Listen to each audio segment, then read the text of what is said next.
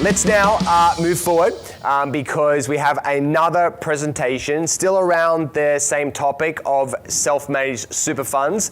And now we're going to be talking about what to actually do with them and how you could use this structure, a tax structure that Jason spoke about, to hold assets and build your wealth. Now, in the past, there were limited things that you could do within your self-managed super fund. You could buy commercial real estate, but there was a bit kind of like iffy on whether you could do residential real estate, and you certainly couldn't do any developments like duplexes and other things. However, now, thanks to some new structures, you can do a lot more with your self-managed super fund than what you could before in the past. So this is brand new content, brand new information. We haven't covered this before at a Wealth Building Summit. Lisa Thomas, who's not only a Business Blueprint member, but she's now is working specifically in this space of helping people to basically hold properties and do new builds inside a SMSF. She's going to tell us all about it in the next 20 minutes and then show you how and where to get more information about this subject. So Lisa, I know, is standing by to deliver an action-packed 20-minute presentation. Please put your hands together and welcome Lisa. Hey, go for it, Lisa. Thanks, Dale. Yes, look, long-time listener, first-time presenter here, so I'm very, very excited. Okay, so I'll quickly share my screen, if that's all right. Here we go. Okay. I hope you can all see that. We can. Perfect. Go for it. Great. Yep. Okay, so the subject, of course, how to hold properties and do new builds within your SMSF. This is a subject that's very close to my heart. I actually started my journey with Supavest as a client of theirs. So I actually still am a client, technically. I'm in the process of building an NDIS property myself inside my own self-managed super fund. So yeah, I've gone down that journey as a client, loved it so much, and now here I am, working for the company. So very quickly, obviously, the general disclaimer here, neither Supavest nor myself are qualified to give any financial advice. So we do strongly recommend that you seek financial advice from a licensed financial advisor, such as Jason Bibby, Chris Becks, Victoria Berry. I know the Business Blueprint community is full of amazing people that can help in this area. So anything that I share here today is obviously of a general nature. However, I am actually allowed to talk about my own journey. And if we've got time, I'll see how quickly I can get through this. I may just quickly touch on that at the end. So just quickly also understanding, I guess, when it comes time to invest, just what, who you're speaking to, understand their limitations as well, what they cannot advise on, what their personal preferences are, I guess how they get paid, who pays them. Obviously, my bias is property. That's how I earn. So yeah, just understanding obviously where you're getting your information from there. Just very quickly, a little bit of background on Supavest. So the company's been around for about 4 years. It is the brainchild of our managing director, Raymond Hempstead, who's an accountant by trade. He found a niche in the market, obviously, that anyone wanting to invest in property was very limited if they're wanting to invest in property inside a self-managed super fund with what they could purchase due to the rules that the government sets as part of the SIS Act. So he actually worked very closely with the ATO and came up with what we call our Supavest solution, if you like. It has a public ruling, so it is fully compliant as well. And I'll explain how that all works. So as you're obviously aware, in Australia, we do have the two choices. You've got the industry super funds, you've got the self-managed super funds. I won't go into too much of that. I know Jason's just touched on that and done an amazing job. I've only just transitioned across to self-managed super fund recently, only in the last couple of years. And look, I absolutely love the fact that I've actually got the choice now to invest where I want to invest. My confidence is personally in property. My investment strategy is 90% property, 10% cash. That's pretty much where, and I love, I just love the fact that I've actually got that freedom to actually invest in that field within my own self-managed super fund. So before Supavest came along, if someone wanted to invest in a self-managed super fund in property, they were limited to apartments, townhouses, or existing property that was sold as a single part contract purchase. So unless you got the odd builder that could perhaps do a new build but carry the cost right through to completion, like a spec home, a display home, that type of thing. So the government says we must purchase property inside a self-managed super fund as a single part contract. And this is where our solution actually works. Now, actually, I'll just double back there, sorry.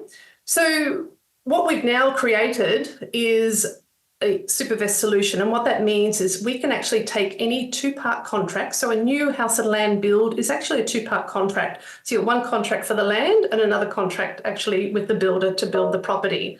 That directly into your super fund, not permitted. However, by going through Supavest now, we can actually turn any two-part contract package into a single part contract and then sell that to your self-managed super fund. So unless you come through someone like us, or perhaps you've got a really, really good friend who can buy the land for you, go into contract, do the build for you, pay all the costs along the way, and then sell it to your super fund, obviously adding all the costs, it's very difficult to do unless you actually come through a third party such as Supavest. All right, I want to give you a little bit of a screenshot of 3 different scenarios. And I know Jason did touch a little bit on this, but I'm going to talk specifically on property in this regard. Now, this particular example is a high cash flow property. So we're going to talk NDIS property here. Purchase price $890,000, the loan term 20 years, gross income is $2,154. That is actually probably lower. It's above that now.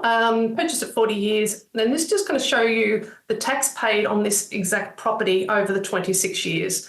So if you purchase this outside of super personally, and you are on, yes, the 47% tax rate, you could be paying by the end of that, by the time you retire there, $714,000 in tax. Had you done that outside of super, and you're on the, say, a company trust, family trust, that type of thing, you could be paying the 30% tax rate and you end up paying $455,000 in tax.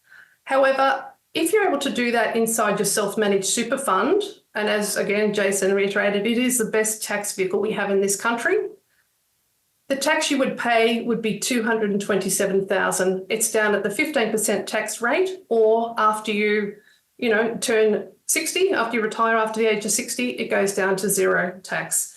Now, something I don't have in my slides here is the other side that also Jason mentioned is the capital gains benefit. Now, capital gains over here, you're going to be paying capital gains tax if you sell that property at some point until the day you die. Over here, if you purchase that property inside your self-managed super fund, you're only paying 10% capital gains tax after the first year of owning that if you sell that prior to retiring before the age of 60. If you hold on to that and sell that after the age of 60, once you've retired, it's 0 capital gains. Now, this is something that actually really came home to me fairly solidly recently. Before I learned about Supavest, my husband and I thought we were doing the right thing. We actually built a duplex using the equity in our own home. Right over here, over in the personal, we didn't even do it under a company structure. We really had no clue what we were doing, to be totally honest. Thought we were doing the right thing. And look, it's done very well. It's gone up over $450,000 in just a couple of years. And I was having a chat with the accountant the other day and said, look, maybe we look at selling this. I've got 2 daughters in the early 20s. Maybe we can release the funds and give them both a deposit to buy a house. And he's going, yep, look, that's really great, but you're going to lose about $120,000, $130,000 in capital gains tax. Had we done that inside super, and okay, we can't release the funds until we retire after the age of 60, but had I sold that before, it would have been 40,000 capital gains, not 120, 130. Had I sold that after the age of 60, it would have been 0 capital gains. So, where people talk about location when it comes to property as far as the physical location, but it's really vital, the location of where you buy that property in terms of the which entity. As I said, SMSF, best tax vehicle we have in the country. If you're looking at a long-term investment strategy, you definitely should be investigating this, having a chat with a financial advisor to see if this is suitable for you. And look, it does cost more to purchase the same property inside super compared to outside. I'll explain that in just a moment. So if you're the type of person looking at a property and you want to just flip it in 2 or 3 years, it's probably not worth it. You're a little bit limited with releasing it. You can't release the funds at that point. But if you're like me and you're looking at a long-term investment strategy, for me, it's a no-brainer anyway. So definitely have a chat about that. So now what's possible with Supavest is we're all about choice. So total choice of build what you want in Australia, where you want, with what builder you want to choose. Look, we actually work with over 300 builders around the country. We get sent their 2-part contracts, house and land packages in. We calculate them into a single part package, and we actually have, I think at the moment, it's about 370 single part package flyers all around for all different states in Australia, ready for sale. But it can be anything that any client finds. If you go down to the display village on the weekend and you see a nice little tidy house and land package, you want to do that inside Super, we can actually package that up and facilitate that for you as well. So we turn it into that single part contract, meet all the rules of the SMSF, and are happy. So I'll run through how that works. So you decide the specific builder, the location, the property type, and obviously we give you the full choice there. So the SMSF enters into a single part contract with Supavest and pays us a 35% deposit. So once we have the deposit, we actually buy the land under Supavest's name, and then we go into contract with the builder to build. We're making all the payments along the way, right through to completion. Once that property is completed, then the SMSF is then settling with Supavest with the 65% LVR to settle. Look, there's a few interesting things we can do around that, which I might touch on shortly if I get time. I'll see how I'm running for time. So it really is actually as simple as that. I just want to run through a little bit of a cost to show you the difference. So say you went down to the display village and you saw the sign up, house and land package, 538, 414. Okay, most of us are aware that by the time we get the keys to the front door, it's a little bit more than that. Okay, that's not the actual price that we end up paying.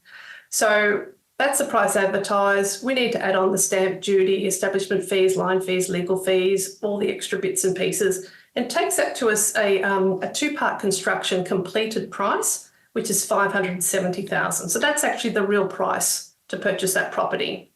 For us to then turn that into a single part contract, that's the 2-part there. We have our fee, which is $10,000 plus GST, and then we have extra holding costs that we actually incur to take that through to completion that are in addition to what you would pay actually outside. So things like we get hit with land tax that we have to pass on. There's obviously rates. We build in extra insurances in case the builder goes belly up and that type of thing, because keeping in mind, we are actually, the Supavest is technically contracted to the builder, so we're actually their clients, so obviously we've got to really protect ourselves there as well, and by doing so we are protecting the SMSF investor. We actually build in between 6 to 8 quantity surveyor visits per build. Because we are building hundreds of properties around the country, and at any given time, we can't physically go out and check each of the payment stages along the way. So we build in a quantity surveyor, send them out, obviously check, make sure the slab is down before we pay that stage claim payment. There's internal admin fees, there's interest. So we actually get hit with quite a high construction funding interest, and there's a GST component as well. So in this example, it adds about an extra 30 plus the 11 there. So it takes it as a single part contract price to $611,595. To go into contract then with the SMSF, we require a 35% deposit of this if the property is in any state besides Queensland. Queensland's a little bit different, and that's 32.75, but yeah. So what type of properties can you build? So we have access to standard house and land, dual key, duplex, rooming houses, or NDIS. Now, rooming houses and NDIS are very, very popular with the SMSF investor. They're considered really quite high yield properties. I'm personally investing in NDIS myself. Rooming houses are absolutely going crazy at the moment, especially in Brisbane, where they've removed the infrastructure charges, which was adding around $120,000 to the cost of a build in most council areas. I know the Gold Coast, Sunshine Coast, they've still got infrastructure charges built in. Brisbane actually removed them, so it's making it a lot more affordable. So rooming house, as opposed to sort of like a co-living. Co-living is, say, a 3-bedroom, 3-bathroom communal kitchen, living, dining area. With the rooming houses, these are 5-bedroom rooming houses. They're like 5 mini suites within a house, and each suite has its own bedroom, ensuite, little kitchenette, a little living area, obviously behind a locked door, and their own little outdoor area. And look, they're returning over $100,000 rent a year. So very, very popular. The flip side of that is that from a tenant's point of view, they can rent just their suite gone are the days that you actually have to take a lease over a whole house and then try and sublet a room. They actually lease fully furnished with power, water and NBN included. So they're getting around $400 for a mini suite a week, and you've got 5 of them. So, they're actually very popular and very quick renters. NDIS is a whole different ballgame, and honestly, I could fill an hour just talking about and educating on the whole field of NDIS. But I won't, obviously, today. I'll give poor Dale a heart attack. But again, look, all about choice. You choose the property type, you choose the builder, you choose where you build. So yeah, we just essentially are the facilitator in all this. I think I do have time. I think we're doing all right. So what I want to do is actually just share my screen. Sorry, I'm just going to share my actual real living example. Can you see my figures on the screen there? Yes, we can. Maybe if you just make it a little bit bigger for us. If you just go to the top left there where it says 100%, maybe make that 200%. Yep. Okay. That's perfect. That's great. That's good? All right. Yep. These are our own true figures, all right? I wanted to share this because this is something really nifty that we're actually able to do using Supavest. Now, when you invest in property inside a self-managed super fund, once you've purchased the property, one of the only downsides I see is the fact that you actually can't use the equity in property, all right? So you buy a property for 900, you've got a 600,000 loan on it, you've got 300 equity, you actually can't use that and put it against another property, all right, unless you totally sell the property outright, and then you can buy again. But there's some little nifty thing, and I'm going to tell you what I'm doing. And look, it works on paper. I'm actually going to be Exhibit A for the company, all right? Everyone's waiting for me to finish this house to see if I can achieve this. So I actually signed up about 2 years ago to build this property. It has gone over. We've had some land registration delays, build delays, but it's only a couple of months away from being completed. $785 was the single part contract price. My deposit, being in Queensland, was $257,000. I've paid that to Supavest. I've sat back and now waiting. They're doing all the payments and everything to completion. Now, once it's completed, I can simply just pay the balance. I will have some extra interest, unfortunately, because the build's gone over, plus stamp duty. Now, I could simply just settle on that when the property is completed. However, what I'm going to try and do with high yield properties such as NDIS and rooming houses, Supavest has actually made an arrangement with the lenders who lend in the SMSF space, such as Granite Home Loans and Homestar. They actually have a Supavest NDIS rooming house lending package. And they've come up with this because what we're actually able to do, being high yield properties, if we push the settlement past completion, get the property tenanted, we're actually then able to get a commercial valuation done on that property, take into consideration the rental income, and then I'm actually able to get an 80% LVR loan on that new valuation. So my exact figures were actually used as an example with the CEO Australia-wide of Granite and Homestar. And what they did was they actually put that commercial valuation down. So commercial valuations is done, 10 times the yearly rental, fudge it down by 20%, keep the banks happy, and they factor in a vacancy rate. It put me down as between 1.1 and 1.2 mil in value on paper. They then allow me to take up an 80% LVR of that new valuation. Now that actually comes in to over 100% of my original one-part contract price. Now I don't want to borrow above, but I'm trying to actually borrow the full amount, the full 785, and then release my original deposit of $257,000 back into my super fund to do it again, to rinse and repeat. So it works on paper, and it's apparently, there's no reason why it can't. It's all hinging on the fact of what participants. Now in the NDIS space, and again, it's a big long story, but I'm building a 4-bedroom, 4-bathroom for 3 participants and a carer, so high physical support. The rental range is between 75 and 95,000 per participant, so per room. So even if I factor that in, I've done basic figures on, say, only 2 rooms renting at the lower range, and I've put that down to the 150 mark. So yeah, that is my plan. So if I can actually try and borrow the whole amount, based on the income there, I've calculated roughly my interest, SDA provider fees, I'm still making a profit at the end of it. Plus, my SMSF needs to be GST registered because my rental income is quite high, and that means that there's a very high chance that I can claim back the GST component of the build.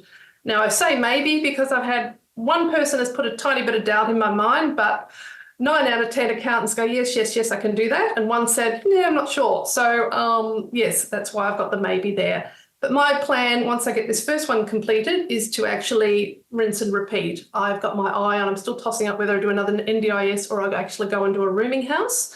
But yeah, that's essentially how I plan to grow wealth for retirement. So fantastic. Wow, anything else that you want to add before we wrap up, Lisa? Thank you so much for that presentation. Let's give Lisa a big round of applause, first of all.